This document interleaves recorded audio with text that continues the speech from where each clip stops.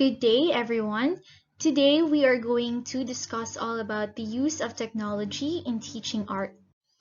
The discussion of this topic will help us, future educators, to be a more flexible teacher in using technology in our art classrooms.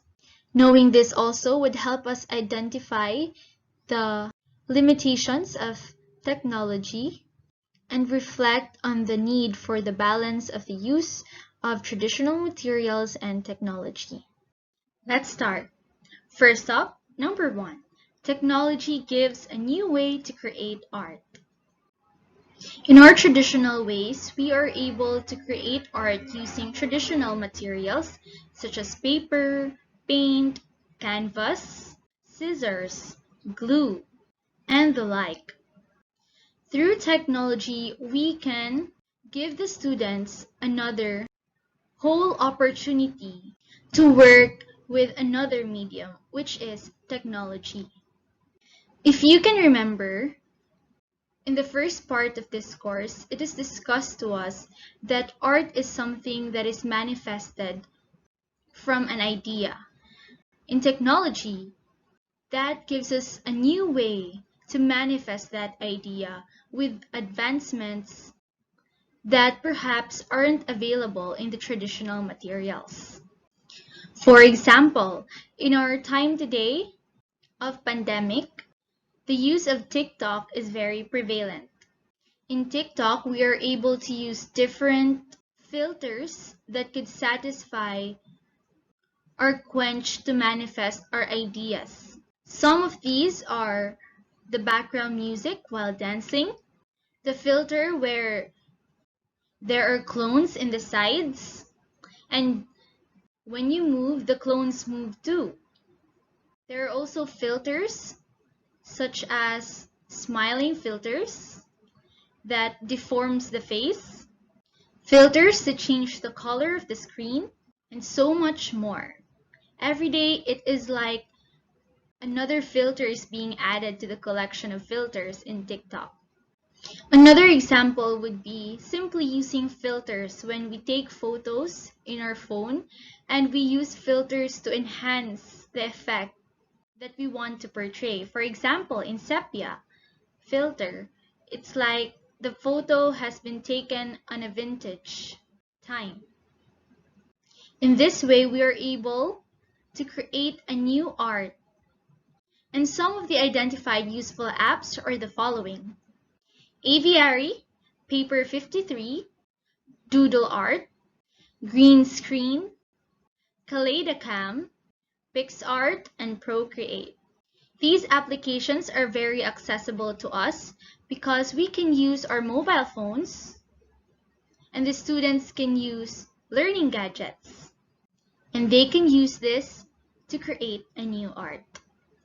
Now it is time for us to explore the applications that were mentioned a while ago and find the application that has this picture in the logo. Answer in your note taker. Number 2, technology offers many applications that allow for the transformation of traditional art. Transforming your traditional art is also possible in using technology. There is this what we call app smashing, in which you can take a picture of a traditional art and use effects that is available in the technology applications. Then you can further enhance this to another application that will satisfy the need for you to manifest that idea. An example of app smashing is presented in the screen. You take a photo of your drawing, then go to Aviary, and then you will then try to enhance that. And after that, you will then go to PixArt to further enhance that. That is one example of app smashing. Now, there is a GIF here presented in the screen. Please take a look at it and tell me, what do you think of this transformation? Please answer in your note taker. Number 3, technology allows for flipped learning. In the classroom, the teacher can make the students watch a video of yourself explaining to them or demonstrating to them a certain activity that is relevant to the topic. It has quite a lot of many benefits, and one of this is that while the students are watching the video presentation or the video demonstration, the teacher can already prepare for the next activity, ready the materials, and prepare the necessary instructions to go about that activity. The teacher can also monitor the behavior of their students as they watch, and it serves as a way where he or she, the teacher, can get to know the students and provide contextualized activities for them. And of course, since it is digital, it is long-lived, and a teacher can use it for many years, especially if that is very relevant to a certain topic. The teacher will not be out of voice, especially if there are many students in the classroom.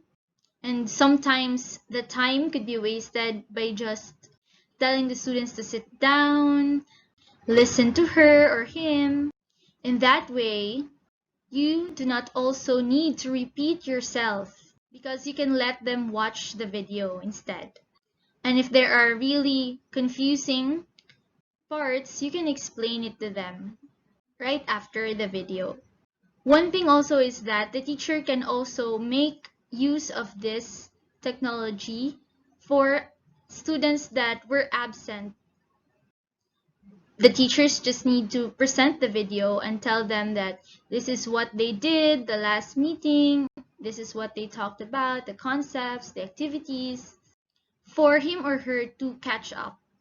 The teachers can also use this for instructions. And lastly, the student-directed learning.